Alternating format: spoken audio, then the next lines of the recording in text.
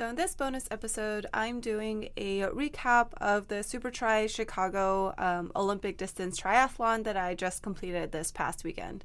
So before I get into like all the logistics and the prep and everything, I signed up for this race back in January. I actually started thinking about signing up for this race last year, so in 2025. I'm not really sure. I don't really remember what inspired me to want to do this race. I must have seen an ad or something. But I think I had been thinking about it even before my sprint triathlon had been canceled. So last year, 2025, had focused on like my quote unquote comeback, postpartum, and I had signed up for a local sprint triathlon here in Vegas, the Las Vegas triathlon, and that was supposed to be in October. And it ended up getting canceled because it was at Lake Mead, which is a national protected area, I think is what they call it. Either way, it's federal land, and so since the government was shut down last October, the race was canceled. And so my actual comeback race was earlier this year, the Rage Triathlon, in April. Yeah, in April. And it was a little anticlimactic, I feel like, because it had been like, it was several months later, and then like I had done kind of a mock triathlon at that point to prep for like the original one. So, but anyway, by the time I did the Rage Triathlon, I already knew I was going to be doing the Olympic distance at Chicago Triathlon, now Supertri Chicago, because I signed up for it, obviously. And so the Supertri Chicago Triathlon was the first Olympic distance one I did. And so going back to the Rage Triathlon, I had done this one before, actually. So this was my second time doing this particular triathlon. Obviously, first time doing it postpartum. And I had been hoping to beat my previous time because the first time I ever did this triathlon, I didn't have, I had flat pedals. I didn't have clipless pedals. I think this had been the first time I'd ever swam in a wetsuit, and like I had done minimal training and all that.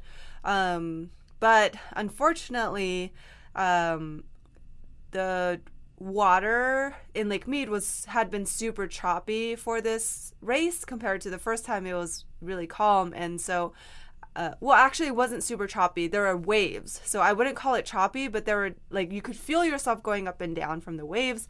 I kind of talk about it a little bit more. I don't want to go too much into it because I talk about it in my race recap from Rage, which is another bonus episode. I'll link it in the show notes. But anyway, the swim did not go according to plan, and it didn't necessarily derail the rest of the race, but it was definitely very disappointing. And so at the end after this triathlon and leading up to and then going into training for Supertri Chicago, I was like, I don't want to experience that again. And I also I think it like hit me how much more distance I would have to do, like how much longer an Olympic distance was in the sprint. And so honestly, this entire, like these last few months of training were really nerve-wracking for me. At least I think it was only like a few weeks ago, actually.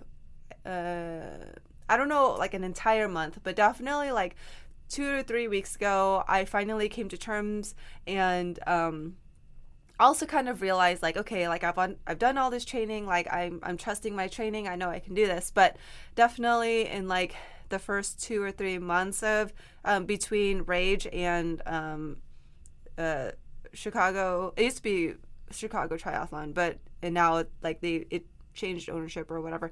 So now going into Supertri Chicago, I was definitely a little worried for those first few months. And so unfortunately for me, what that meant was that like I focused all of my efforts on like swimming, biking, and running. And so I do have a triathlon coach. His name is Navin, and he is amazing. He's very, very helpful. And he did tell me to continue strength training, continue going to CrossFit, like 3 times a week. And I kind of tried to do that, but I think couple of things. I got like overwhelmed with, maybe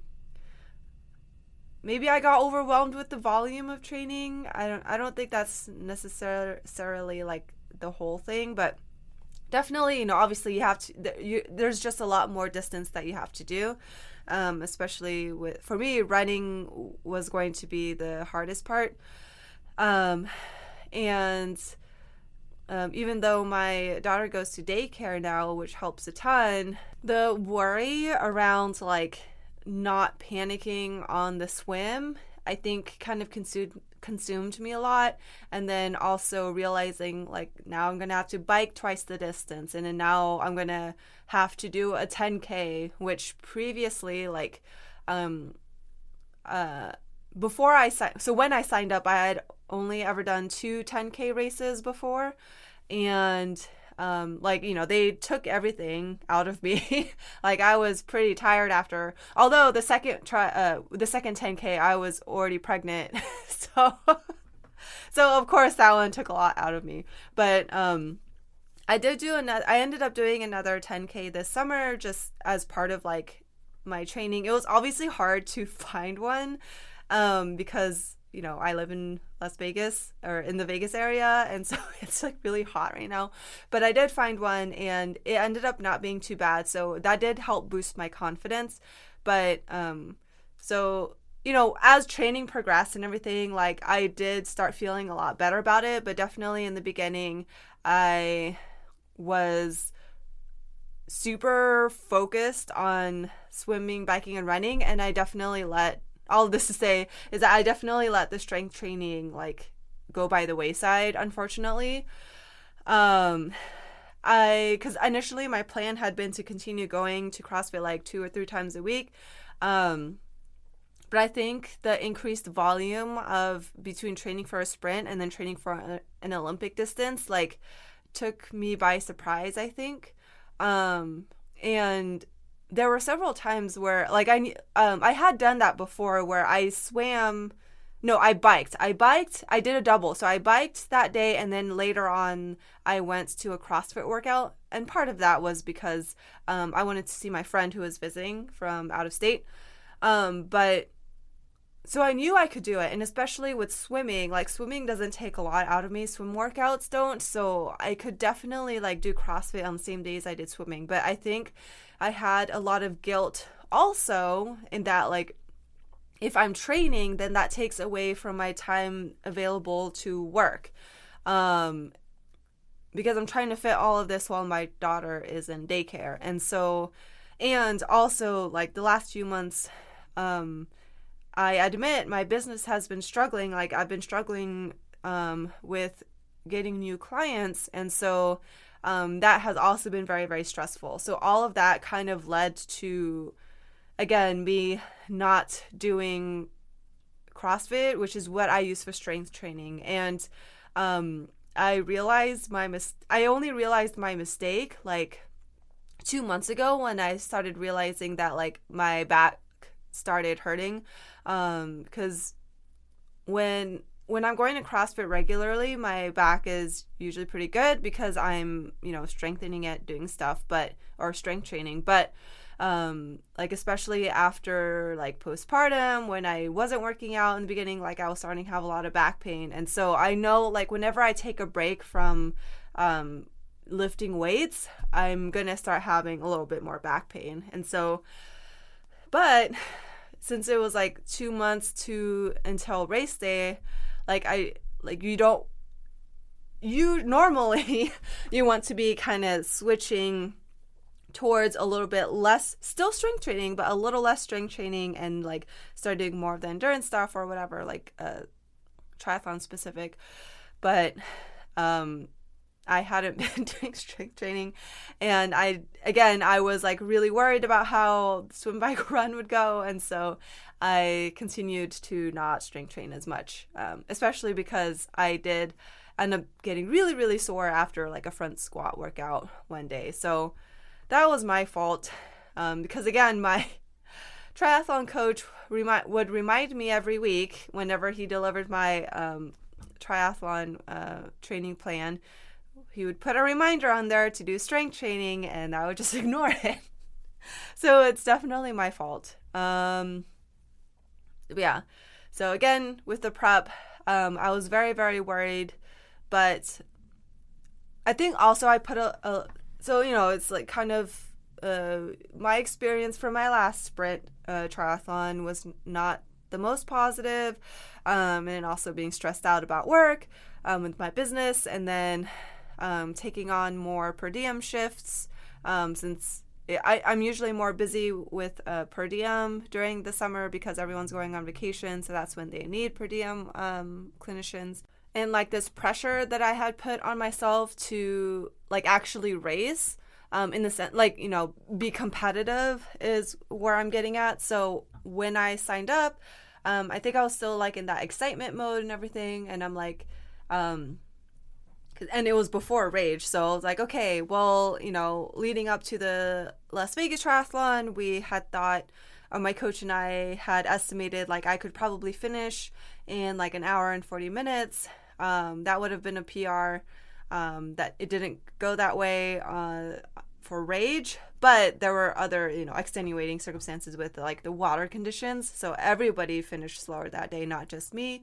But it did kind of discouraged me a little bit, I guess, because when I signed up for Supertri Chicago, I was like, okay, maybe, or like I was like, I'm going to try to finish the race in 3 hours. So that was going to be my goal, even though like I have never finished an official sprint distance in under 2 hours. So like theoretically, I should be focusing on like a 4-hour race, but in my head, I'm like, well, the bike course is flat and the run is flat versus at Lake Mead, there's rolling hills. So I'm like, that's going to help.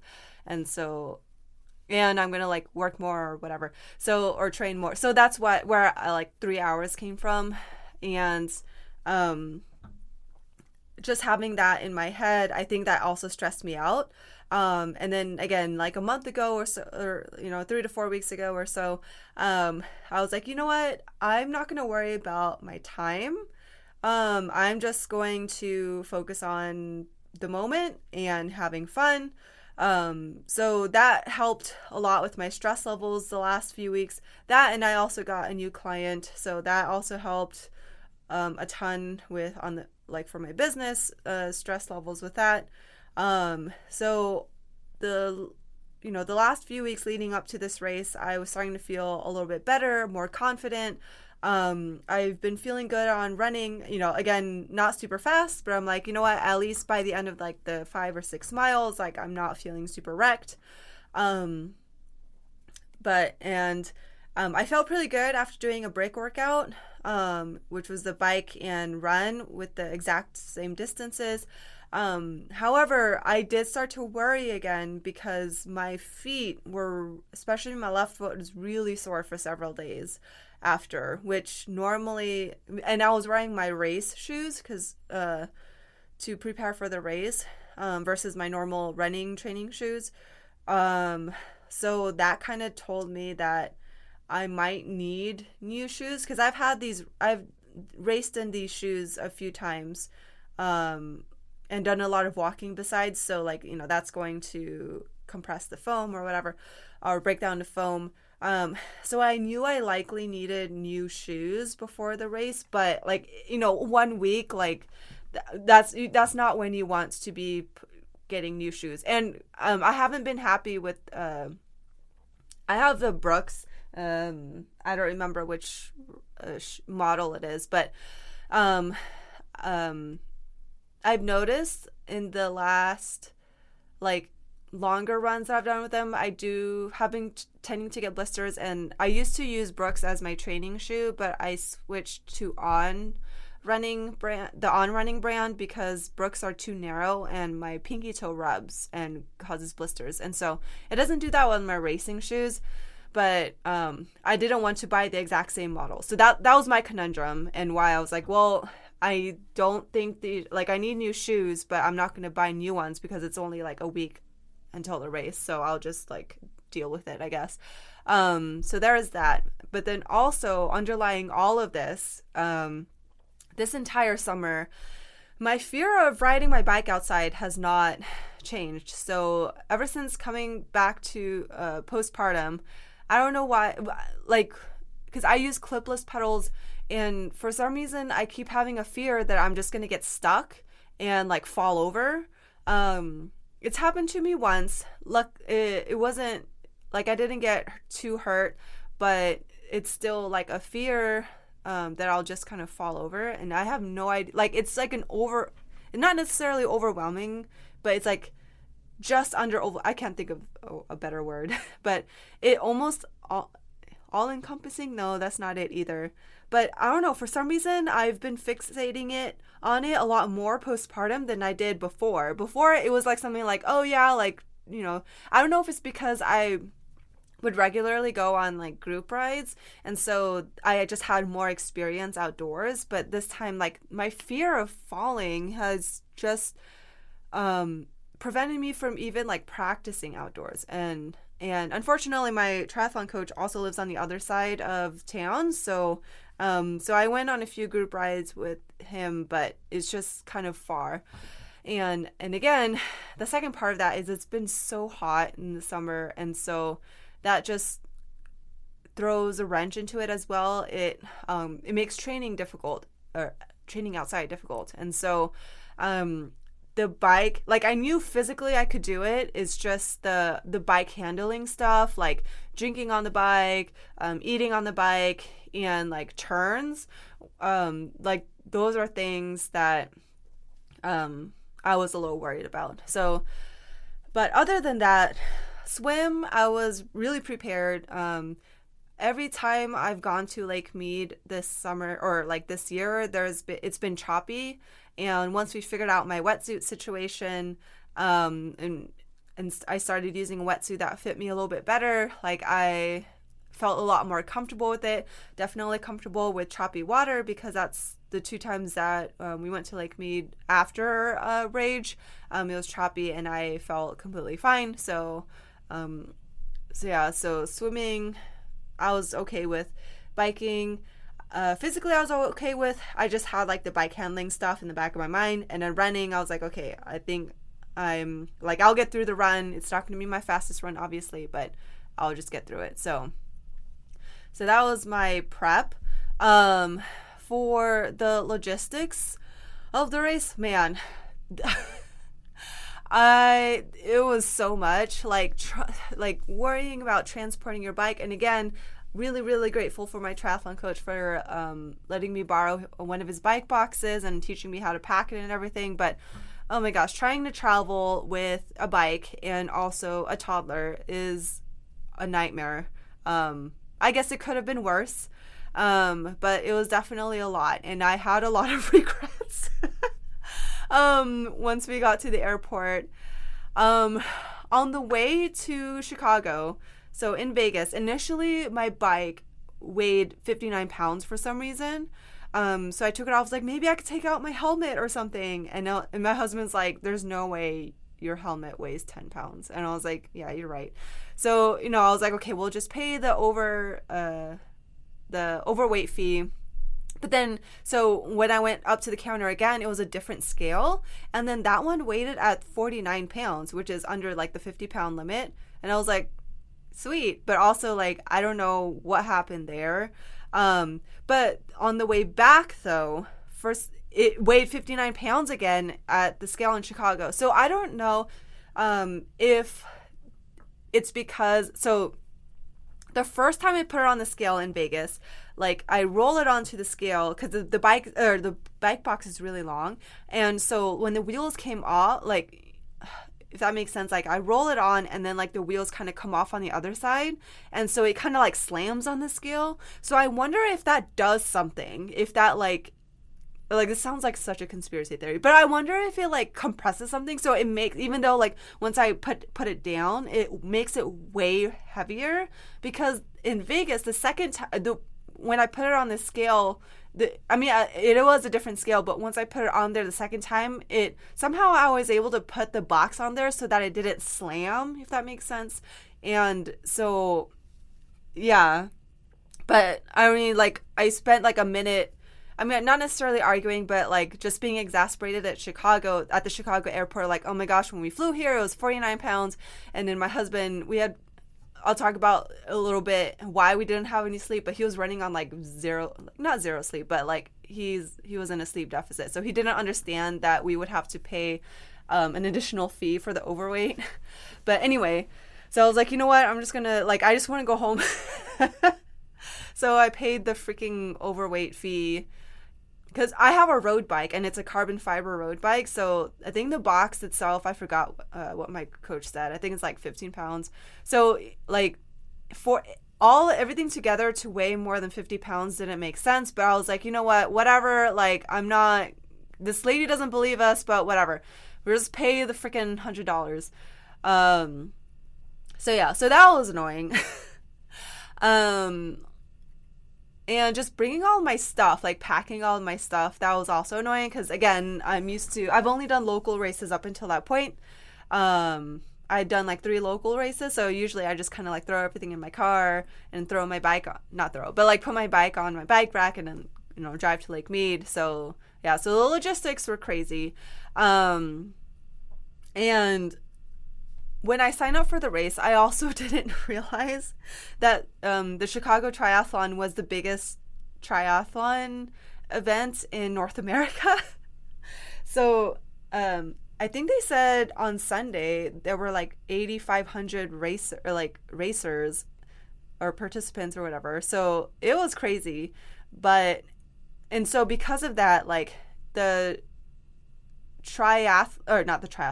transition area to put your bike was like really far away, and I did not realize it. So that was another mistake I made. I call it a Vegas map mistake, because anyone who lives here in Vegas or has been to the Strip knows that like, oh, it seems like you can just walk from like MGM to Caesars or whatever. Like it doesn't seem that far. It's like 1 block, or like when you look at the map like of the hotels, you're like, oh, it's only a block away. But then you're walking and you realize you're walking forever, and it's actually a lot farther away than you think. And so that's basically what happened to me when it came to like the race hotel. So we stayed at the race hotel, and I was like, oh, the hotel is like right next to, it's like so close to the start line and the finish line and like everything. And on the map it seemed like the transition area was going to be really close too. And that was my mistake. My mistake was not actually putting like the stuff into a GPS and actually looking at the distances, because it actually took like half an hour to walk. When I went to go check in my bike in the transition area, it took me half an hour to walk from the hotel all the way to the transition area because it was so far. And my original plan had been for my family, so my husband and my daughter and my in-laws, to come with me to check in my bike so that they can see where everything was. And good thing it was only my husband and I, because it was like, yeah, I thought it would only take like 10-15 minutes, but again, it took 30 minutes one way, so then we had to walk back. But that's kind of like, we had like some dinner reservations and stuff like that, so it was like it's a long story that's not necessarily pertinent to the race, besides the fact that like transition was like really far. And so for bike check, we were only able to leave our bikes, not like the rest of our stuff. So I was like, great, in the morning I'm going to have to go back again to drop off like everything else. So like, like bike shoes, running shoes and all that, a helmet. And so I'm like, oh my gosh, what time am I going to have to wake up in the morning? And like transition area closes at 5:45, but I don't swim until 6:55. So it was like all of that. But I didn't have to worry about the timing actually, which I'll get into in a little bit. But yeah, logistics are crazy. The start line to transition was super far, and even the swim finish was really, really far from transition as well. But I'll get into that when I talk about the swim. So yeah, logistics of like race stuff was a lot more than I was used to, but I mean, it's understandable because there's just so many racers. And then also going back to traveling with a bike, it occurred to me, traveling with the bike and a toddler, it occurred to me like, I don't know, maybe it's just my algorithm, but obviously I'm pretty sure there are more triathletes for the triathletes with kids who like travel. Most of them are men compared to women, and I feel like it's because for the men it's so much easier because for the men with kids, it's a lot, all they have to do is worry about the race basically, because it's their wife that's worrying about the logistics of everything else. But I found myself worrying about the race and the logistics of everything else. I mean, like, my husband is great. Like, you know, he's very helpful. He tries to he definitely tries to help out and like take care of stuff, but he's also a man. It's the best way I can describe it. And so unfortunately a lot of the logistics stuff like falls on me. Like, I don't want to make him out to be a bad person, but that's just the reality of like, he's a man. I'm just gonna leave it at that. So yeah, that was stressful. So I think that's all I wanted to talk about with logistics. So yeah, more stressful and more time consuming than I was expecting. Even for packet pickup, I had forgotten that I had to do a race briefing before getting my packet, where basically they were just kind of rehashing everything from the athlete guide, but again, making sure that we knew all the rules, especially because there's like 8,000 of us. So they really want to make sure we all understood what was happening so that it can run more smoothly. But because of that and everything else, just getting from point A to point B, I didn't really get to walk through the expo and like potentially get some free stuff or whatever, but I guess that's fine. I don't need more stuff. And I also spent so much money this weekend. Well, I didn't spend that much money, but like, I don't know, that stupid $100 bike fee, and I don't know. I didn't need to spend more money anyway. So yeah, logistics. But unfortunately also, the unfortunate thing for me is that,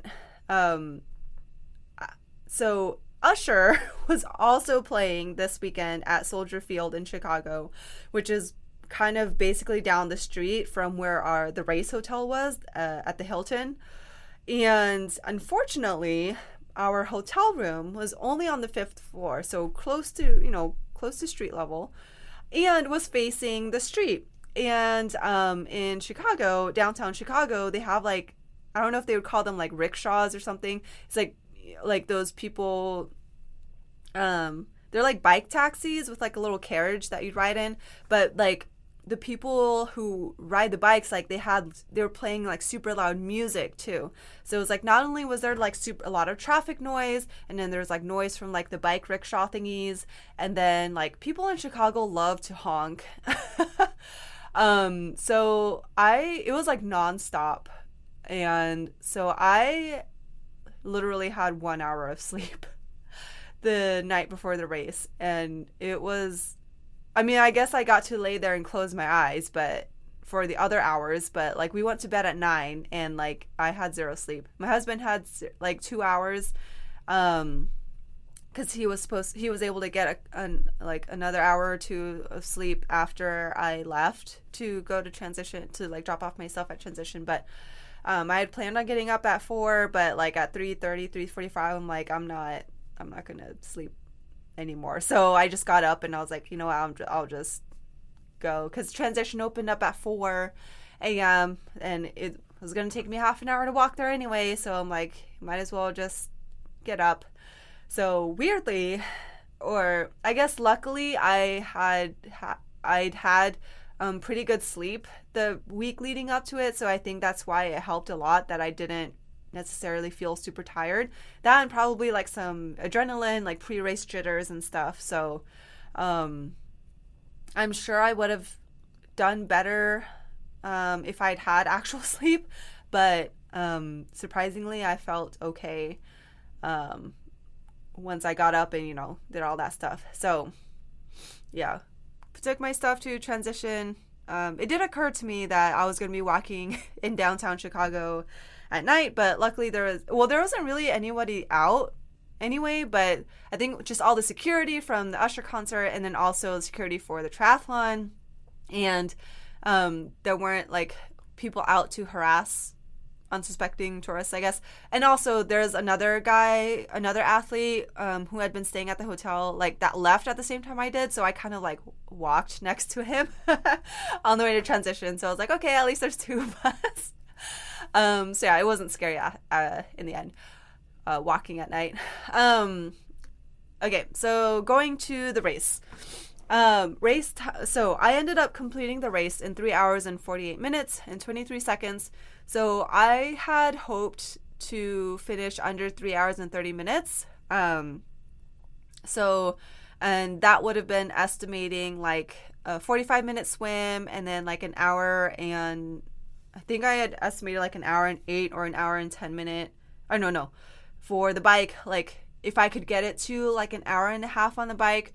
On the trainer, I had put it on an hour and 35 minutes, I think, or an hour and 36 minutes. But I figured there were some downhill parts, and like on the trainer, you can't really freewheel downhill.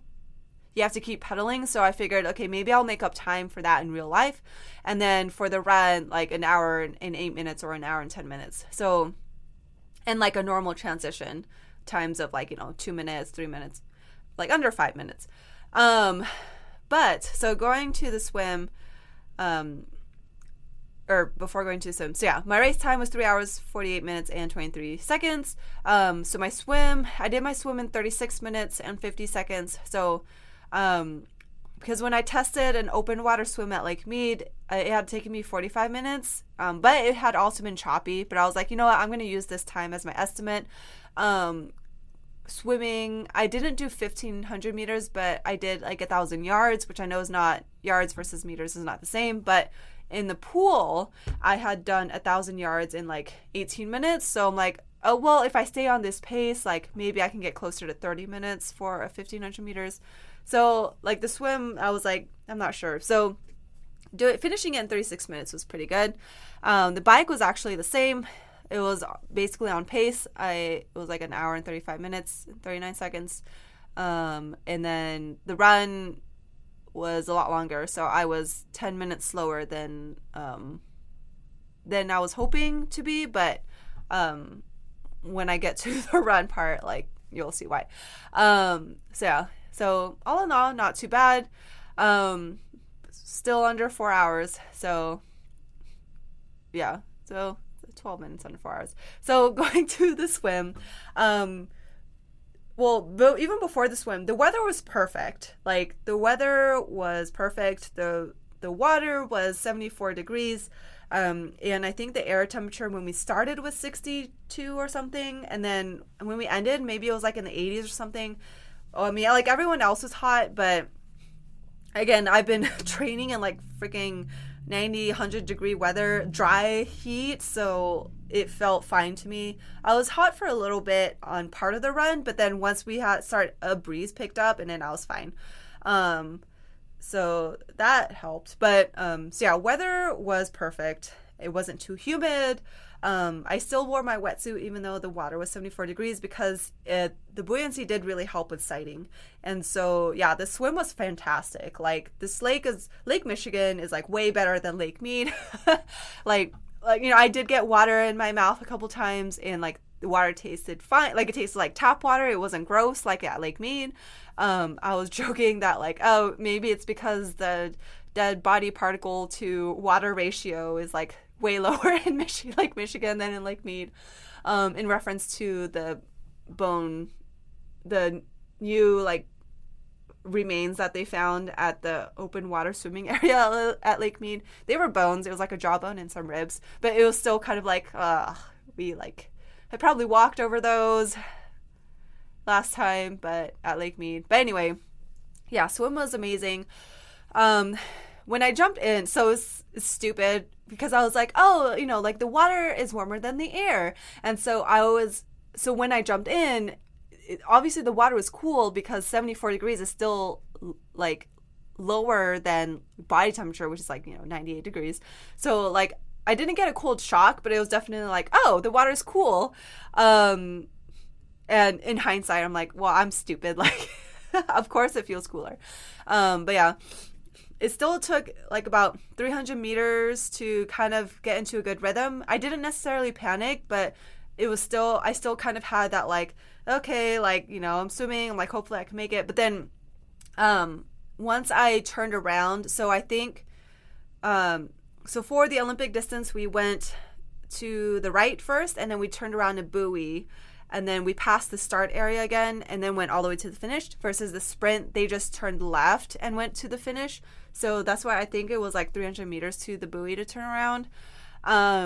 And then, but yeah, once I turned around the buoy, I felt very comfortable, and I just like got into a really good rhythm. And I was able to like pass quite a few people, and was going pretty fast.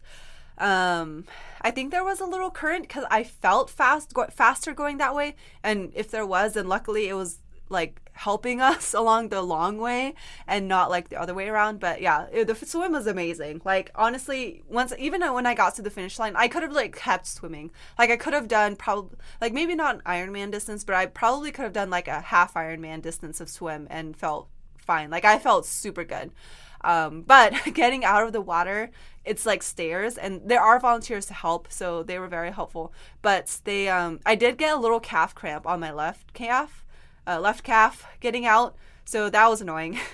I think I mentioned earlier, the transition from the swim finish to the actual transition area was like really long. So it was actually 450 meters. So yeah, that's like a quarter of a mile. My watch actually said it was like half a mile, but maybe it was like a quarter of a mile to like the start of transition, and then like, I don't know. But anyway, so obviously everybody was running, but then like I had the calf cramp, so I was like walking and then like kind of tried to jog a little bit, and I was like, I don't want this to actually like fully cramp. So I basically just walked to transition, and also with my previous triathlons being in the desert, like, yeah, granted the transition isn't super long, but it is still pretty long actually from Lake Mead to the transition area. And so usually by then I'm dry because we're in the desert.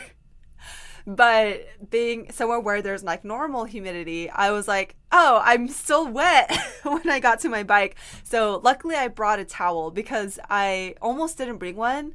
So I was like, oh, usually I'm dry already. And then like we were limited to like a transition bag of things that we were able to bring with us. And so like I almost couldn't fit everything. So I did bring a little towel, and I'm really glad I did, because I did have to dry my feet this time to be able to put on my like socks and cycling shoes. So yeah, it took me 11 minutes for T1, but even like the guy at the briefing was saying, you can't compare the transition for this race to any other transition because this one is so long, and it's because there's just so many people. So like the area where they have the transition area has to be in like a certain spot and whatever. But yeah, so transition, got on my bike, and and then like it was another like long walk to where the mounting area was for the bikes and leaving. So with the bike, my poor, I mean, they're not super poor, but like my bike handling skills could use some work, obviously, and that definitely played a part in several areas. So one of them was mounting. So again, when you have clipless pedals, like you're always afraid first starting. So starting bike and stopping. Like once you're moving, it's fine. It's just the starting and stopping that are like a little sketchy. And even postpartum, like I haven't had a problem, but even then, like I still am scared that I'm going to be a super noob. And then like I start or I stop and I'm like, oh, that went like smoothly. But anyway, so I was like standing there for several seconds because I was trying to have a clear spot where there wasn't people in front of me. So if they have an issue, I wouldn't like crash into them. But then I realized like there are people constantly coming. So I was like, okay, I'm gonna have to start. So yeah, so that was like a noob thing. So yeah, started. The bike was great. Like it was really cool. Again, because my previous triathlons were at Lake Mead, they can't close the street because it's like a public park. So having closed streets was amazing. Like I loved it. That was great, not having to worry about cars. There were definitely a lot of bumpy areas, and like the briefing guy was saying, like the expansion joints on the bridges and stuff. But other than that, like it was, and then like there, you're passing people and people are passing you. But other than that, like I felt way more comfortable not having to worry about cars. So my average moving speed on the bike was 60 miles per hour, which is what the goal was from my triathlon coach. And I was able to stick with 60 miles per hour. And so yeah, the bike course was awesome. We are on Lakeshore Drive, and then for the second part, for the Olympic distance, we go under, I think it was Lower Wacker Street. So you go underneath, so then you're under the street, I guess. So yeah, so then I was like, oh, now I can't see because I had my, oh my gosh, that was my other mistake that I didn't realize I would be making. Because for triathlons, I'll usually just wear my the sunglasses that I use for running, because I'm like, instead of like my cycling sunglasses, because my cycling sunglasses are like, they automatically like transition, like if there's less light then they're clear, but if there's more light then they turn into like sunglasses. So that would have been a lot better if I had brought those instead, because I actually didn't know that we would be underneath the thing. So I mean, it was pretty cool, but there were some parts where it was pretty dark. Like there wasn't a lot of like overhead like lighting. So I was like, well, hope there's no potholes because I can't see right now. And then I was like, oh, maybe I should have turned on my bike light, because I didn't turn it on because I was like, well, there's no cars. I guess I could have just left it off my bike, but yeah. So even though I couldn't see for part of it, it was still pretty cool. And there were, I think, 5 180-degree turns, so I also had to take those really slow. And on some of them, like there was somebody coming up behind me, and then I was like, hopefully they don't pass me because I'm gonna crash. So like, so yeah, that was a little nerve-wracking, but yeah, I was able to pass a couple people, but mostly other people were passing me. But that was okay. Like, and again, unfortunately, so going back to bike handling, I forgot to bring a rubber band to attach my gel to my bike. So I'm okay. Like I've gotten to a point where, if we're going like on a straight, and there aren't too many like uphills or downhills, like I can sort of drink from the bike.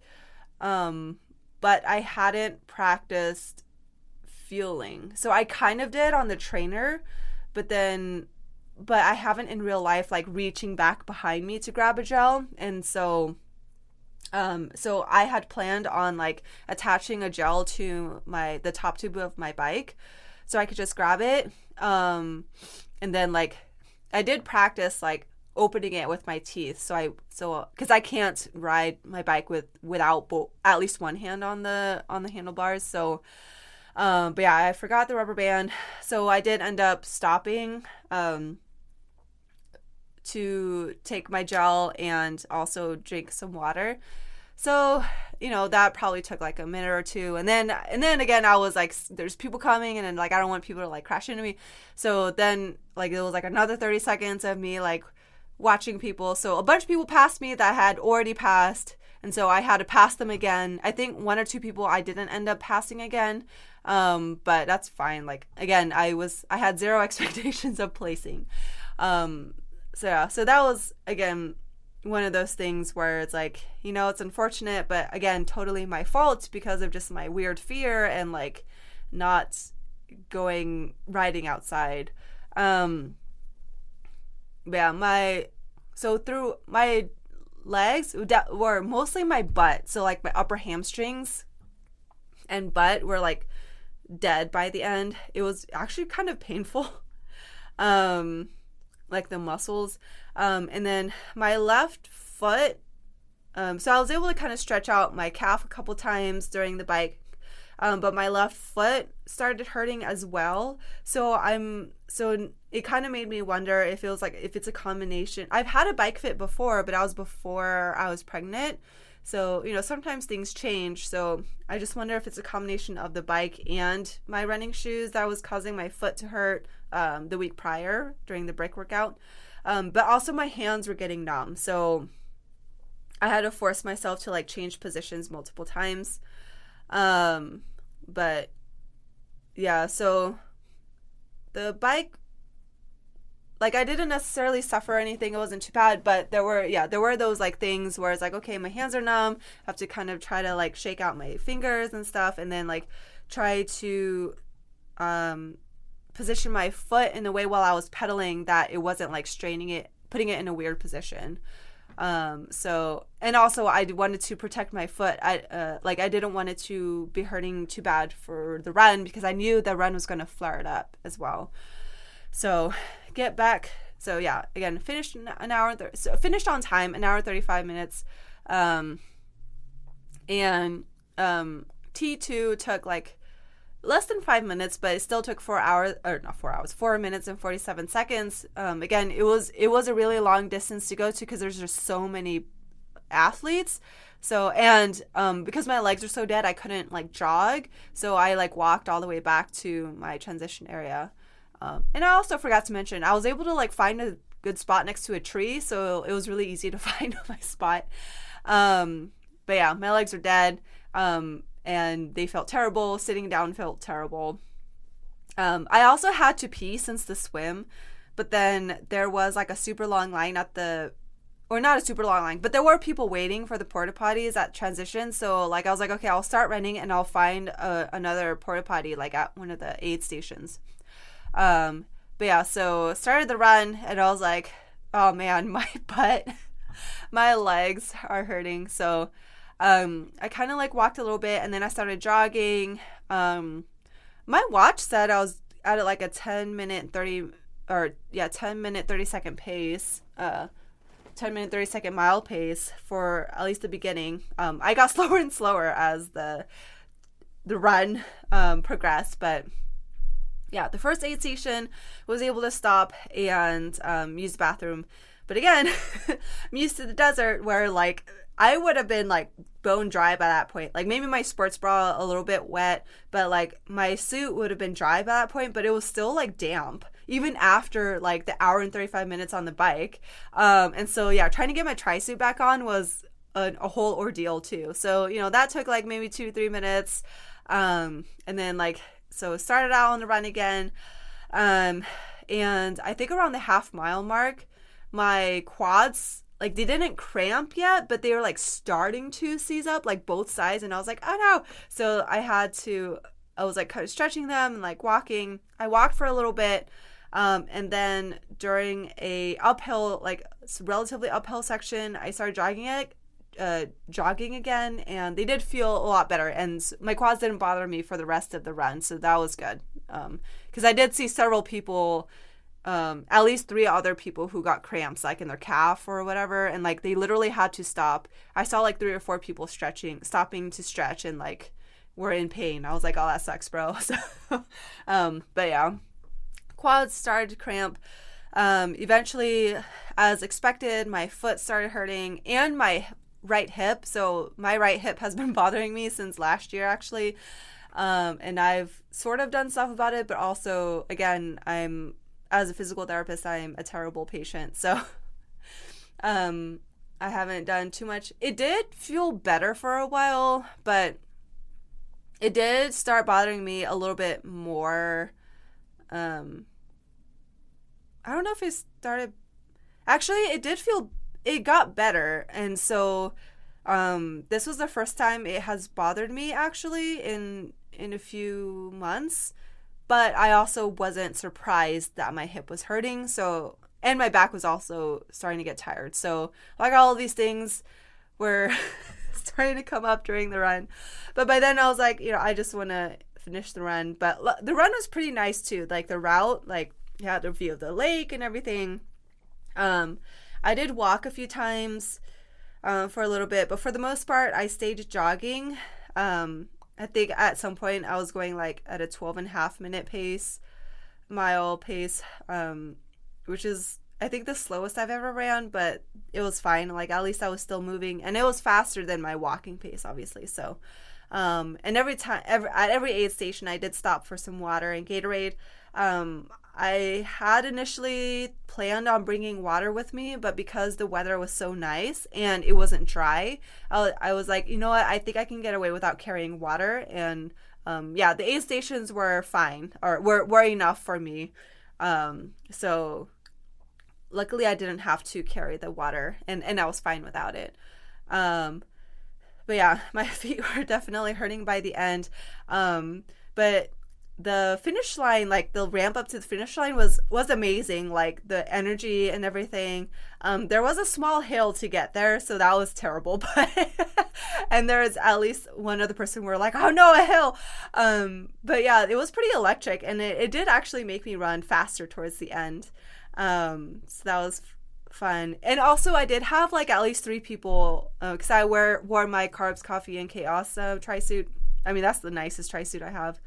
I only have 2, and the other one was like a bargain one. So yeah, 3 people did come. They really liked it, so that was also fun.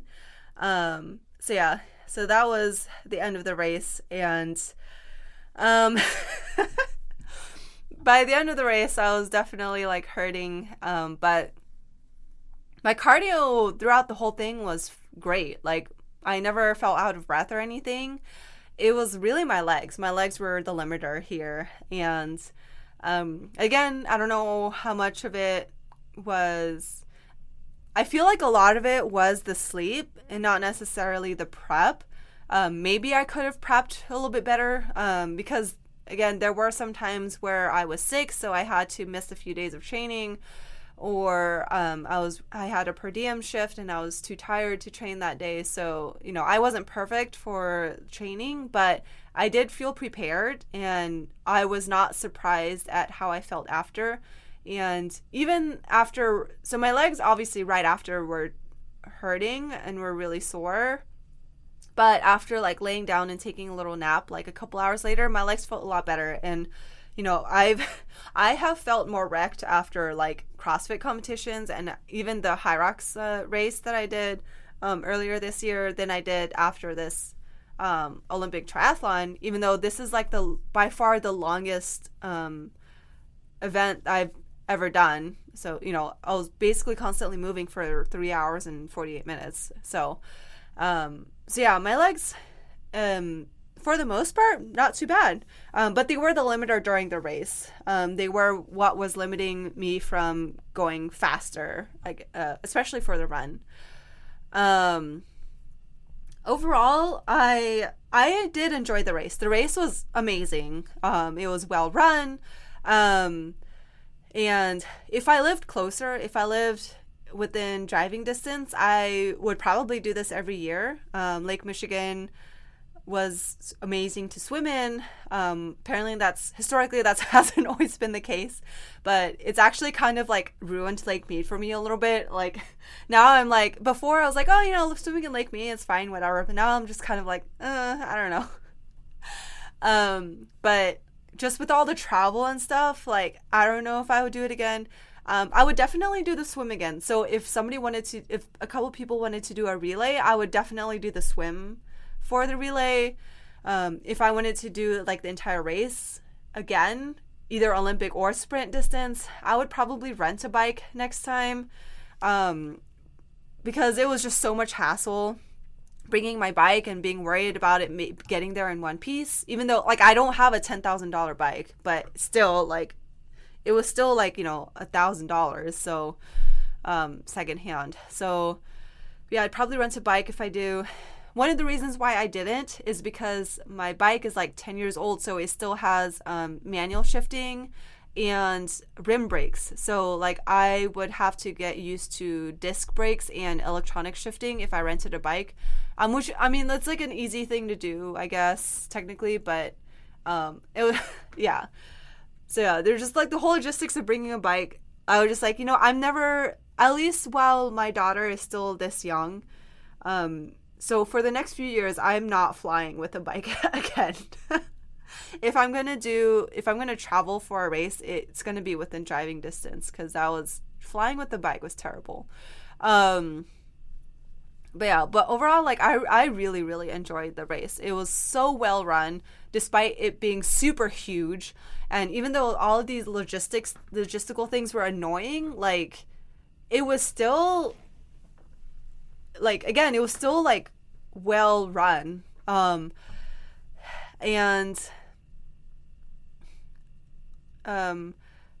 besides, and also just like looking back at Rage, like besides the swim not going well, like I don't know, first like comparing the Rage Triathlon this year to the first year I did it, like I don't know, I was not happy with the way it was run this year.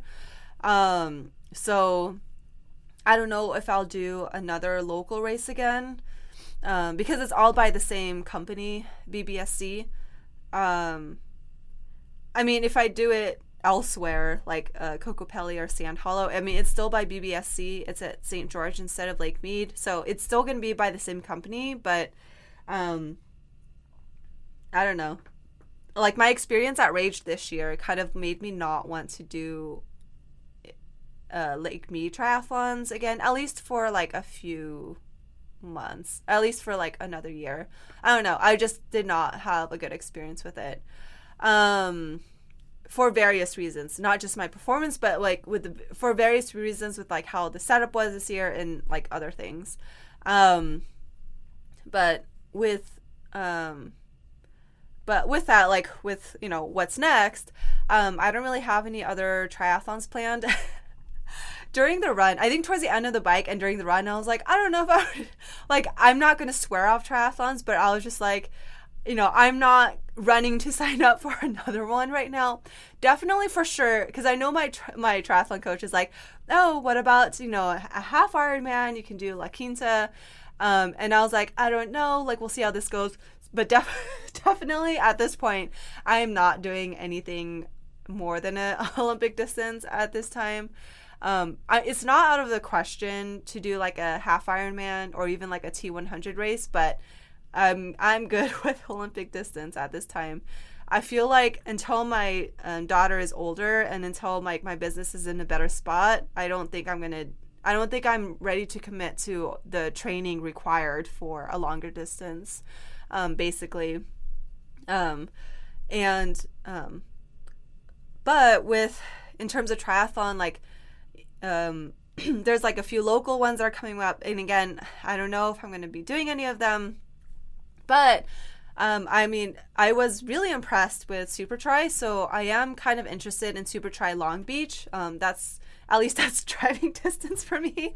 So that'll be next September. So I have a year to think about it, but I think the price will probably increase in like January 1st, because that's what it was for this year. The price increased at the beginning of the year, so for Chicago. So I at least have until January or like end of December to decide if I want to do it. And again, I don't know if I would do the sprint or the Olympic. I feel like if you're going to travel all that way, might as well do the Olympic, but we'll see.